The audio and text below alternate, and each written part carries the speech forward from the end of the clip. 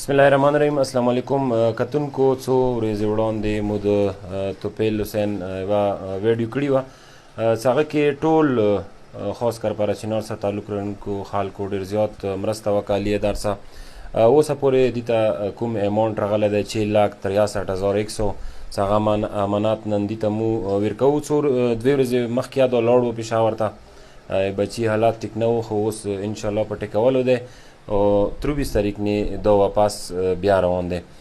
توپیل عباس پلار اطرات حسین هم دلته ولاړ دی، هغه سره خبرې کوو. اطرات بھائی درته وایه چې بچي علاج اوس کوم صورتحال کې دی؟ چې خلکو ډېره شکریه. السلام علیکم سروان ته ټول ته زما په نامه سپیشل سلام. ډېره شکریه، ډېره مننه. شبا د اکسین دي شروع دي 12 اکسین ورته پرکوو د بیمارۍ ته درېب ته وشوله نه پوتې بس نور تاسو ډیره شکریا وي چې تاسو موږ همدردي وکړله. ما ډیره مننه وي، ډیره شکریا وي. دوا د هر وخت د کول منځ کې اندسي زیارات مې راته څو درې دوا زیاته تکو.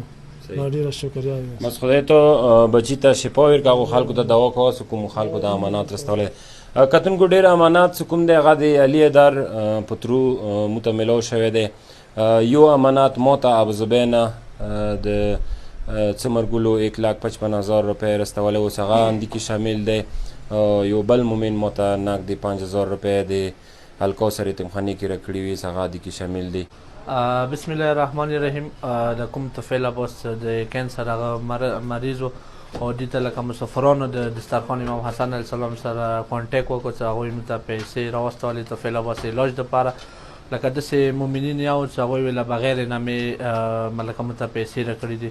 مولا هغوی ته اجر ورکړه، مولا هغوی مشکلات حل کړه، مولا هغوی هرې بلا نه وساته او ډېره مهرباني مولا تاسو ته اجر ورکړه.